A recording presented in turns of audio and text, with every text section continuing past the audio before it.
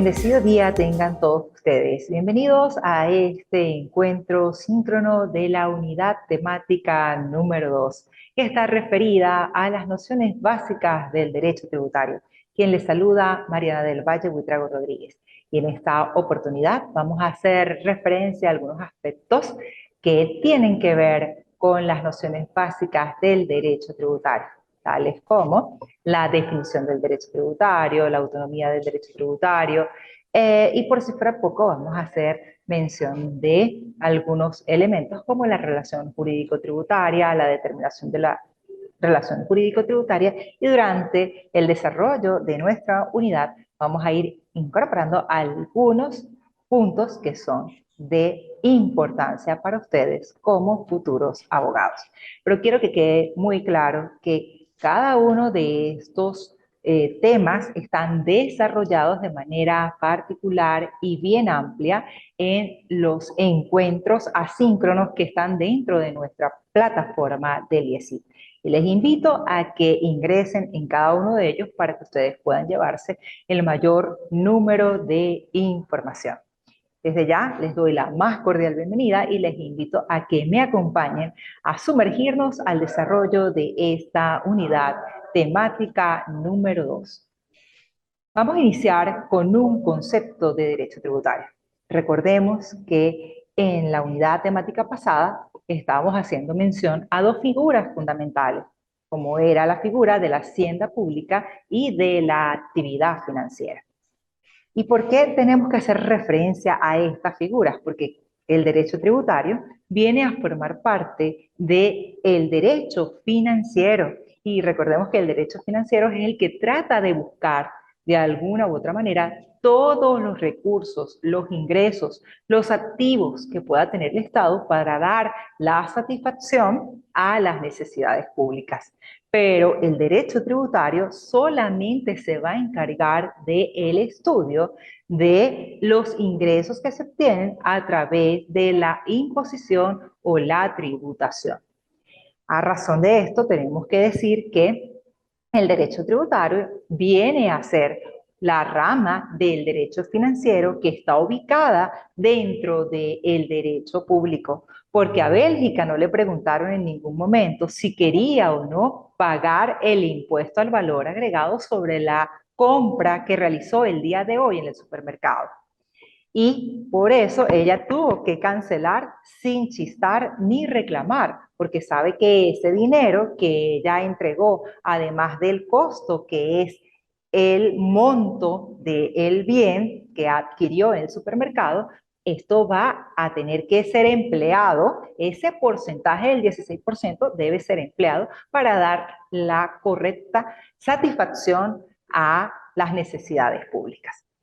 A razón de esto, tenemos que señalar entonces que el derecho tributario viene a ser parte del derecho que nosotros llamamos como derecho financiero, pero dentro de esa diversificación del derecho público, del derecho privado y del derecho social, nosotros vamos a ubicar el derecho tributario dentro de la gran esfera del derecho público, porque el Estado nos constriñe, nos impone y nos exige que nosotros tenemos que hacer determinados pagos para poder dar satisfacción a esas necesidades públicas. Así las cosas, en algunos momentos nosotros vamos a escuchar sinónimos como derecho tributario, derecho impositivo y derecho fiscal. Y desde ya quiero que ustedes estén tranquilos cuando escuchen todas estas acepciones, porque todas son válidas. Derecho tributario y derecho impositivo tienen la misma orientación. Y es común que nosotros escuchemos fiscal, tributario, impositivo, pero todas son acepciones completamente válidas y que están enfocadas en el estudio de algún tributo en particular o de toda la tributación en general. Por eso es que nosotros tenemos en este momento que pasar básicamente a la clasificación del derecho tributario. Y tenemos que decir que el derecho tributario se va a clasificar en dos grandes grupos. El primero de ellos, el derecho tributario de carácter general, el que comprende la generalidad, y valga la redundancia, de todas las figuras que son aplicables a toda la tributación o imposición en Venezuela. Y tenemos que partir de los principios de carácter constitucional, en donde se establece que todos nosotros tenemos que coadyuvar al Estado, al pago de impuestos, las tasas y las contribuciones, que los impuestos deben estar soportados en el famoso principio de legalidad y la reserva legal, que si no está dispuesto en una ley, nosotros en ningún momento podemos presumir que el Estado nos va a obligar al pago de un impuesto que no esté en ley, porque así lo ha dispuesto la Constitución de la República Bolivariana de Venezuela. Es por eso que esa clasificación del derecho tributario en su parte general comprende las figuras que van a ser aplicables a todos los tributos sin importar el tipo de tributo que sea. Pero también vamos a conseguir en su contrapartida a el derecho tributario particular, y es el que está referido a un impuesto bien determinado. Por ejemplo, si nosotros vamos a estudiar el caso de los impuestos al valor agregado, pues tendríamos que hacer referencia solamente a la ley que establece el impuesto al valor agregado. Y allí vamos a ver cuál es la alícuota, cuál es la base imponible, cuál es el sujeto, la actividad que se va a gravar.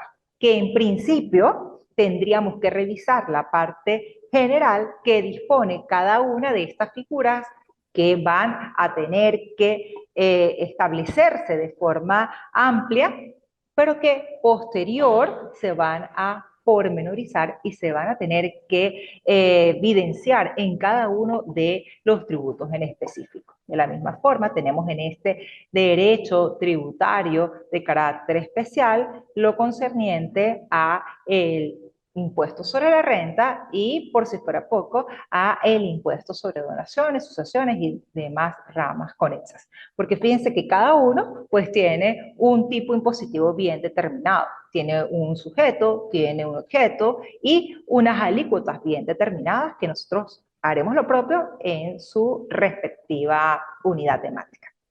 Luego vamos a referirnos a las fuentes del derecho tributario. Recordemos que la fuente es de donde emana el derecho. Y tenemos que decir que el derecho tributario también emana bajo una determinada gradación que está dispuesta en el Código Orgánico Tributario. El artículo 2 de nuestro Código Orgánico Tributario, cuya última reforma fue del año 2020, establece como fuente del derecho tributario, en primer momento, los principios constitucionales. Principios que están contenidos en el artículo 316, artículo 317 de nuestra Constitución, y dentro de los cuales podemos mencionar el principio de la capacidad contributiva, el de la igualdad, el principio de la legalidad, de la reserva legal, entre otros. De seguida, vamos a conseguir todos los acuerdos internacionales que haya suscrito y firmado la República y que obviamente estén relacionados con el derecho tributario. De la misma forma, dentro de las fuentes del derecho tributario, el artículo 2 de nuestro Código Orgánico Tributario dispone como tercera fuente todas aquellas leyes o actos con fuerza de ley que hayan sido dictados en la República y que sean válidos en el momento, es decir, que estén vigentes en este ejercicio. Así podemos hacer mención del Código Orgánico Tributario del año 2020, de la ley del impuesto al valor agregado, también cuya última reforma es del año 2020, de la ley de impuestos sobre donaciones y sucesiones, cuya última reforma fue en el año 1999. Como cuarta fuente vamos a conseguir dentro de las fuentes del derecho tributario todos los contratos que vayan a generarse para dar la estabilidad jurídica de los acuerdos tributarios. Y como última fuente vamos a conseguir los reglamentos. Todos los reglamentos que de alguna u otra manera vienen a concretizar las leyes que en un primer momento fueron dictadas para que todas aquellas personas que estén relacionadas con el derecho tributario podamos entender un poco más cómo se va a pagar un impuesto de tal tipo o cuáles son algunas características más particulares de ese tipo impositivo. Ejemplo de esto tenemos el reglamento que establece la ley del impuesto sobre la renta, así como el reglamento del impuesto al valor agregado, entre otros. Habiendo entonces dispuesto el concepto, la ubicación, la clasificación del derecho tributario y las fuentes del derecho tributario, vamos a seguir con el sistema tributario. Algunos autores señalan que el sistema tributario comprende el conjunto de todos los tributos que en un momento determinado están vigentes en un país. Es decir, hablamos de todos los tributos y de cuando hacemos referencia a esta expresión tenemos que señalar no solamente la ley, sino también tenemos que hacer mención de las instituciones que regulan ese sistema tributario. Y el sistema tributario venezolano está soportado en una serie de principios de carácter constitucional que tienen su desarrollo también dentro de las leyes venezolanas y básicamente en nuestro Código Orgánico Tributario. Como señalábamos anteriormente, dijimos que dentro de las fuentes del derecho tributario tenemos los principios constitucionales y de allí podemos extraer que los principios del sistema tributario son el principio de legalidad. Ningún tributo puede existir si no hay una ley que lo soporte. Esto significa que si el Estado quisiera imponernos a nosotros, es decir, a Reina, le quiere decir, mire, usted tiene que pagar este tipo impositivo, y el mismo no aparece en una ley vigente o este tipo impositivo que le quiere cobrar ha sido derogado por otra ley, pues obvio que Reina Monsalve podrá decir, mire, yo no voy a pagar porque según el principio de la legalidad, este tributo que usted me quiere cobrar, administración tributaria, no está vigente. ¿Ok? Luego tenemos el principio de la generalidad. Esto significa que todos nosotros, todos los ciudadanos venezolanos o todas las personas que hacemos vida dentro del territorio nacional, estamos obligados al pago de impuestos, tasas y contribuciones. De hecho, es un principio que se establece en el artículo 133 de nuestro texto constitucional. Todos los ciudadanos tenemos que coadyuvar al pago de impuestos, de tasas y de contribuciones. De seguida tenemos el principio de la capacidad contributiva. Este principio reza que según nuestro ingreso, así va a ser nuestra capacidad contributiva. Es decir, mientras Reina Monsalve más gane, pues obviamente ella va a tener que cancelar mucho más. ¿Okay? El cuarto principio del sistema tributario es el principio de la no confiscatoriedad. Esto significa que ningún tributo puede establecer alguna sanción que vaya a perjudicar el derecho de propiedad que tenemos nosotros. Es imposible que la administración tributaria diga, bueno, le voy a quitar la casa que tiene Reina ubicada en tal lado. Esto es imposible. ¿Por qué? Porque eso sería confiscar el bien que ella posee. Luego tenemos el principio de la igualdad. El principio de la igualdad significa que todos nosotros estamos en un mismo plano. Y este está muy de la mano con el principio de justicia que todos conocemos. Recordemos que el principio de la justicia significa dar a cada quien lo que le corresponde y tratar a personas iguales de forma desigual. Entonces, este principio de la igualdad está referido a esa extensión del principio de la justicia. Todos tenemos que pagar, ninguno se puede excepcionar, salvo que las condiciones establecidas dentro de cada uno de los tributos así permitan una exención o una exoneración. Luego tenemos el principio de la irretroactividad de la ley.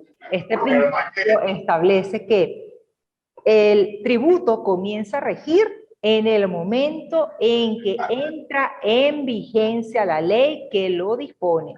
Es decir, los actos pasados no se van a regular con la ley, salvo que imponga menos penas para el contribuyente. También tenemos el principio de la eficacia tributaria, y este está relacionado a que todo lo que se recoja producto de impuestos, tasas y contribuciones lo tiene que destinar el Estado venezolano para dar correcta y cabal satisfacción a las necesidades públicas, que fue punto que nosotros tocamos en la unidad temática pasada. Y por último, el principio pecuniario, que es el que establece que todo y cada uno de los tributos que nosotros pagamos tienen que ser de carácter monetario. Nosotros no podemos pagar ningún tributo con nuestro trabajo personal. Habiendo entonces aclarado los principios fundamentales del sistema tributario, vamos a pasar ahora con la figura de la relación jurídica tributaria. La relación jurídica tributaria es la que se va a establecer entre la administración y el administrado. Allí se va a generar un vínculo, ojo, pero ese vínculo que se genera viene precedido de una ley. Cuando el supuesto de hecho previsto en la ley lo materializa el contribuyente, es decir, el administrado, pues se va a generar esa relación jurídica entre la administración tributaria, que en este caso está representada por el Servicio Nacional Integrado de Administración Aduanera y Tributaria, conocido como el SENIAT, y el administrado, que somos todos y cada uno de nosotros. Pero para poder entender un poco más esto, es necesario que nosotros comprendamos estas figuras. Primero, el hecho imponible. Para que exista relación jurídica tributaria, como lo dije anteriormente, es indefectible que se dé el hecho imponible. Pero tenemos que saber qué es el hecho imponible. El hecho imponible es ese presupuesto que está establecido en la norma y que tipifica el tributo. Si, por ejemplo, Pedro Pérez realiza esa actividad que está dispuesta en la norma, pues obviamente se da ese hecho imponible y con ello se genera la obligación tributaria. Como segundo elemento de la relación jurídico-tributaria tenemos la base imponible. Y la base imponible es el monto o la cuantía sobre la cual se va a calcular el importe de determinado impuesto a satisfacer por una persona física o jurídica. Imaginemos en este momento que Reina fue esta mañana al supermercado y ella compró un determinado bien. Compró una bolsa de detergente y eso tenía un valor, 23 bolívares o 20 bolívares. El valor de la bolsa de detergente va a estar grabado porque es un bien mueble y obviamente cuando ella va a cancelar en caja le van a decir que ella debe pagar 16% sobre el monto o la cuantía que es el monto pues de esa bolsa de detergente y se le tiene que computar el monto de la alícuota, que es el porcentaje o la cuota aplicable a la base imponible que debe pagar el obligado. Entonces, imaginemos que ella llevaba el detergente y una leche y el cartón de leche está exento. Pues solamente va a pagar es por el bien que entra como bien grabado y que evidentemente forma parte del monto que debe establecerse como total, al cual se le va a aplicar la alícuota del 16%. No vamos a incluir el valor del litro de leche porque está como un producto exento, ¿ok? Y luego tenemos los sujetos. Dentro de la relación jurídico-tributaria van a existir dos sujetos. El primero de ellos, el sujeto activo, que sabemos que es la administración tributaria que está encabezada a nivel nacional por el SENIAT, y luego tenemos los sujetos pasivos. Y estos sujetos pasivos están en figura del contribuyente o el responsable.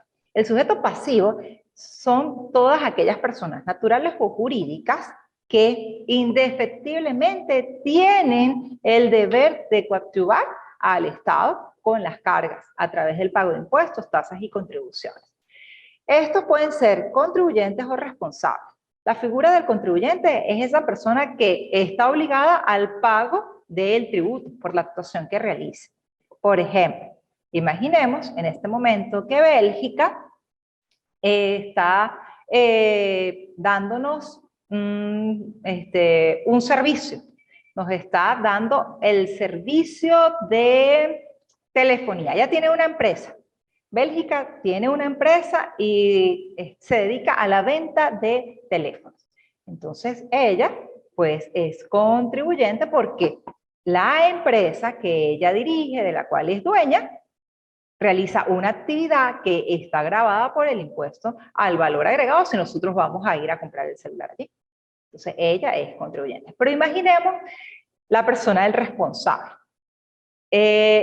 Si Pedro Pérez tiene un hijo que se ganó la lotería, pero ese hijo tiene 16 años, bueno, nada, el responsable en este caso sería Pedro Pérez, porque su hijo, pues todavía es una persona menor de edad, y en ese caso, pues, la persona del responsable es la que en principio no debe pagar por la actividad, pero sí está obligada por el hecho de que el obligado principal no lo puede hacer.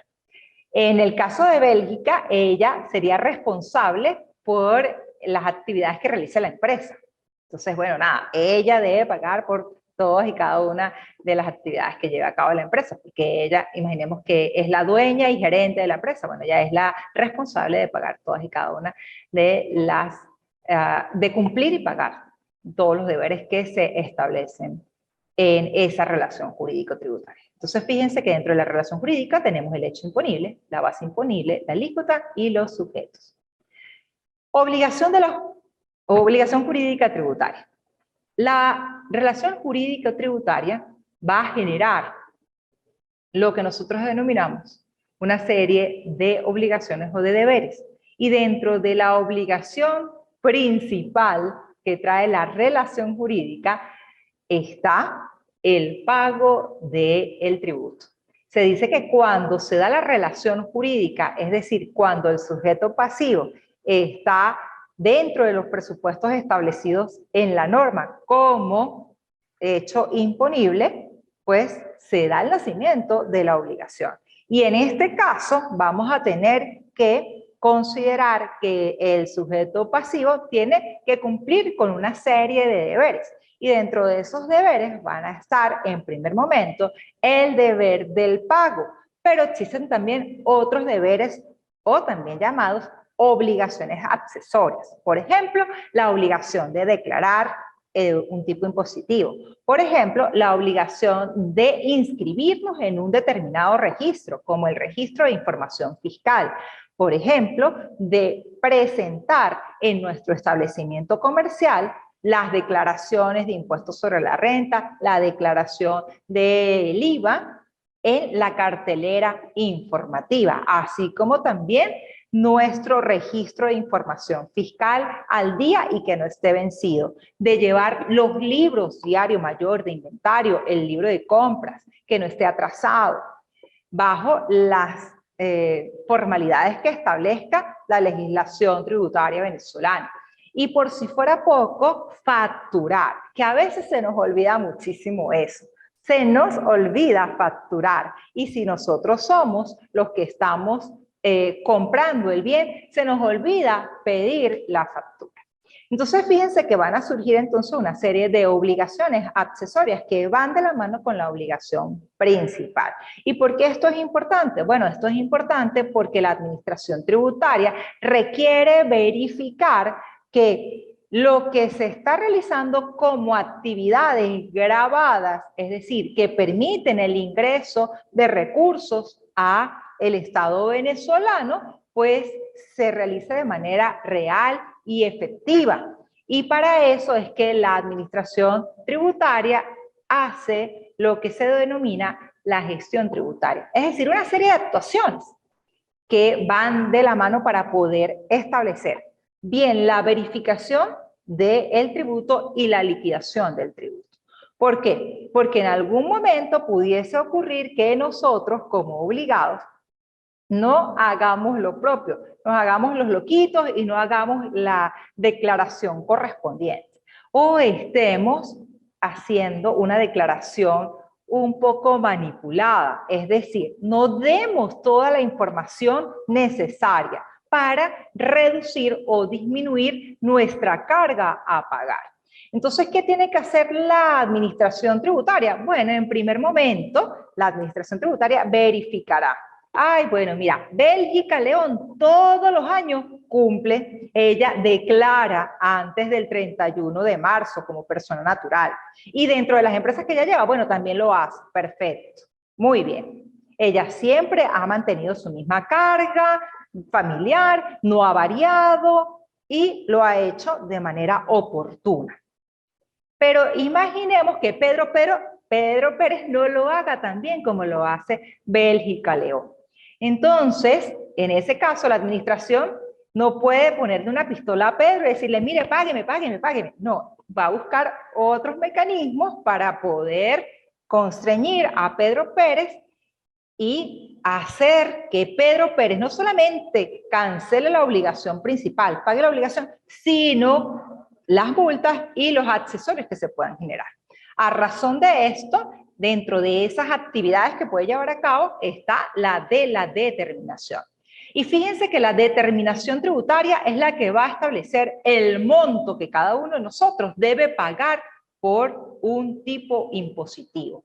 Y puede ser de tres tipos. La primera de ellas, determinación tributaria por el sujeto pasivo. Cuando nosotros hacemos por nuestra cuenta la declaración del impuesto sobre la renta de persona natural, nosotros ingresamos al portal del CENIAT como persona natural y estamos dando cada uno de los montos que nos establece el formulario. Entonces, en ese caso, nosotros estamos aportando la información como sujeto pasivo a través de lo que se denomina la autoliquidación. Y allí no hay problema. Si lo hicimos perfectamente, sin manipular información, la administración tributaria no irá a verificar si lo hicimos bien o lo hicimos mal. Luego viene la determinación tributaria mixta. Y allí participa no solamente el sujeto pasivo, sino también la administración tributaria. Porque a la administración tributaria le pareció un poco raro que Bélgica, que siempre había hecho las declaraciones por tantos montos, ahora ella lo haga por un monto súper inferior. Algo pasó. Ella no precisó alguno de los elementos dentro de la declaración que estaba haciendo en su negocio. Entonces le puede decir, mire, vamos a ver qué pasó aquí, vamos a revisar los libros y vamos a determinar cuál fue el monto que usted debió pagar. Entonces esta permite que la administración con ayuda del administrado puedan establecer el quantum del tributo. Pero pudiese ocurrir que Pedro Pérez jamás presentó la declaración de persona jurídica y en ese caso, ¿qué tiene que hacer la administración tributaria? Bueno, determinar de oficio qué es lo que debe pagar Pedro Pérez. Ah, bueno, mira, Pedro Pérez no llevaba libros. El Pedro Pérez jamás se presentó. Entonces, ¿qué va a hacer de oficio la administración tributaria? Le va a decir, mira, Pedro Pérez, tú incumpliste todos y cada uno de estas obligaciones. Y como tú tienes un negocio que se parece al negocio de Bélgica, yo te voy a pechar con tanto impuesto. Ojo, pero si él llevaba los libros, cumplía remotamente alguna de las obligaciones, pues la determinación se va a llamar de base presuntiva. Pero si él no llevaba absolutamente nada, pues la administración le va a decir, esto es lo que tú vas a pagar y se va a establecer en función de una actividad similar, porque no cumpliste con lo que debías realizar en el momento. Entonces, cada vez que la administración tributaria le dice al administrado que tiene que hacer tal o cual actividad, se lo notifica a través de lo que nosotros como abogados conocemos como los actos administrativos. Recordemos que los actos administrativos tienen los principios y los requisitos que están dispuestos en la Ley Orgánica de Procedimientos Administrativos. Igualmente va a ocurrir en el caso de los actos administrativos tributarios. Tiene que haber una oficina que lo envíe, tiene que haber una motivación, tiene que haber una fundamentación, tiene que establecerse los recursos que se puedan generar producto de la realización o no de esa recursividad. Entonces, cada vez que nos emite la notificación, la administración tiene que cumplir con todas y cada una de esas exigencias previstas en el artículo 18 y en la Ley Orgánica de Procedimientos Administrativos. Pero fíjense, en el caso de los actos administrativos tributarios, que pueden ser de efectos generales o de efectos particulares, en el caso que dijésemos Bélgica-León, con cédula de identidad tal, bajo el RIF tal, esa notificación se puede practicar de esta manera.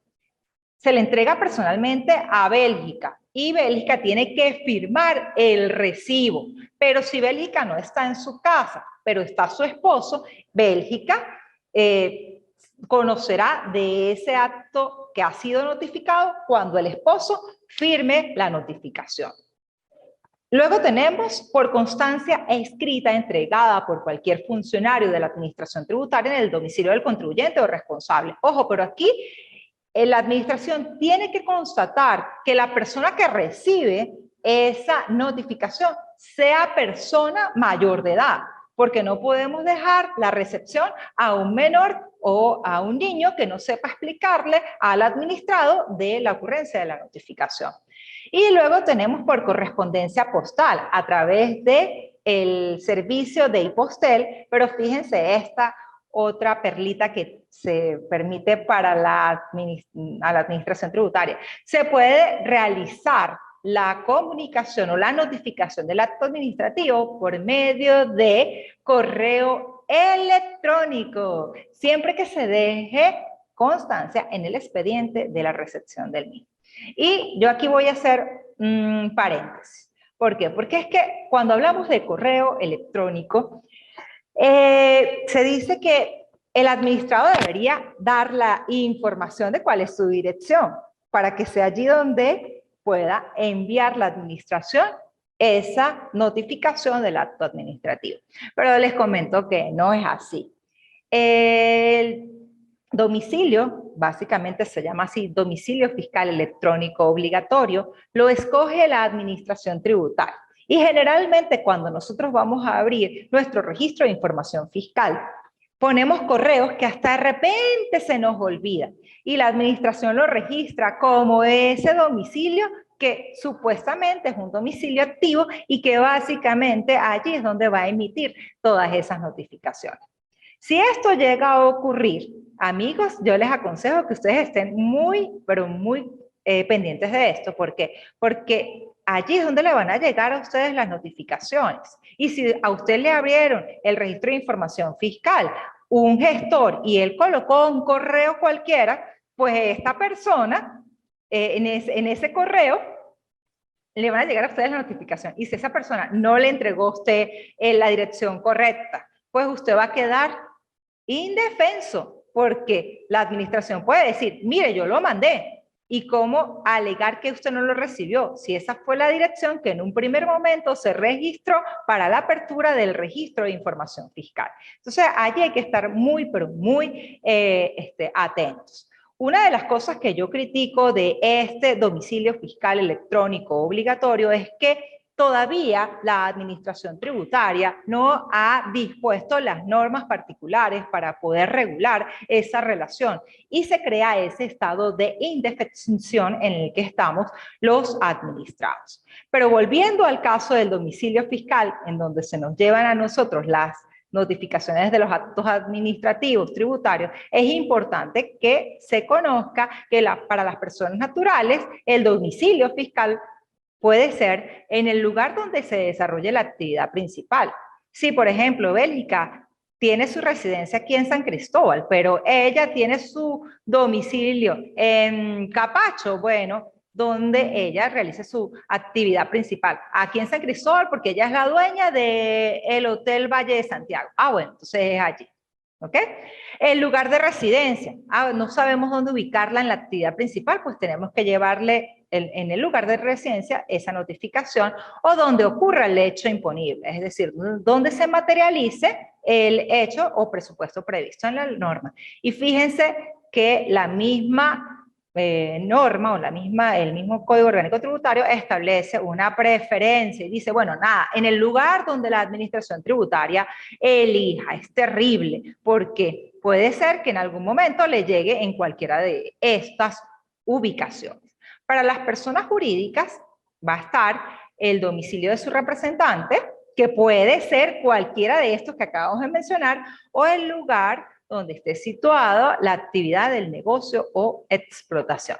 Pero en el caso, que es el más recurrente últimamente por la administración tributaria, que es el domicilio electrónico, recordemos que ya dijimos que es un domicilio que va a tener preferencia frente a las personas, el domicilio de personas naturales y personas jurídicas, y el funcionamiento del mismo todavía no está reglado. Entonces, esto nos causa a nosotros un estado de indefensión. Sin embargo, la administración tributaria está haciendo lo necesario, pero no ha hecho todo lo que debería hacer para que se pueda normar este funcionamiento del domicilio electrónico. Y finalmente vamos a tener los modos de extinción de la obligación tributaria. Tenemos como modos de la extinción primero el pago, es decir, nosotros vamos y cancelamos en la moneda que nos exigen, que en este caso es el bolívar, y con eso nosotros extinguimos la obligación tributaria. Luego tenemos la compensación, que es otro modo de extinción que es general para todas las obligaciones en Venezuela, obviamente, hasta el monto que es compensable y que la deuda sea cierta, líquida, exigible. También tenemos la confusión, la remisión, que viene a ser ese perdón que se concede. Recordemos que el perdón puede darse o bien por la exoneración o bien por la exención de un tributo. Y dependiendo de lo que sea, pues puede emanarse bien por el Ejecutivo Nacional esa dispensa o bien a partir de una ley que diga, bueno, aquellas personas que no hayan tenido el enriquecimiento superior a 1000 unidades tributarias no van a tener que pagar impuestos sobre la renta, pero sí tendrán que declarar, por ejemplo.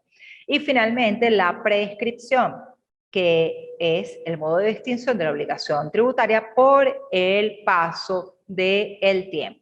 Importante que ustedes sepan que la prescripción en Venezuela es una prescripción de 8 años, ¿ok?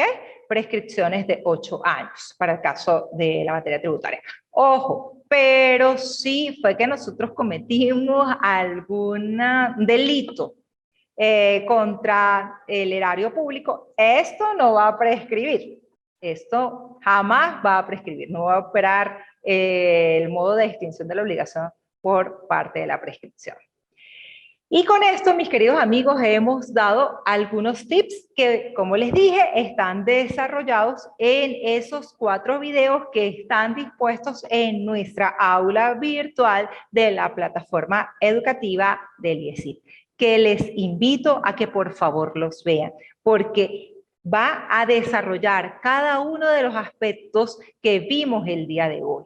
Para la evaluación de esta unidad temática, nosotros vamos a tener que realizar un cuestionario de 20 preguntas de opción simple.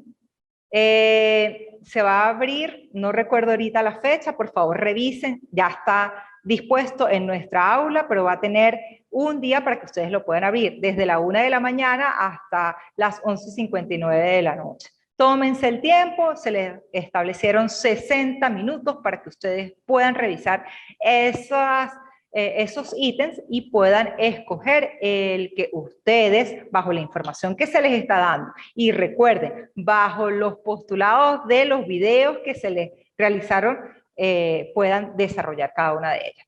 Y además de esto, les doy como referencia el libro del doctor Héctor Villegas, el Código Orgánico Tributario, para que puedan ampliar más la información, y la Constitución para los principios de carácter constitucional sobre el sistema financiero. Entonces, si no tienen dudas, si no tienen preguntas, les agradezco a quienes se conectaron el día de hoy a este encuentro tecnoformativo y les bendigo.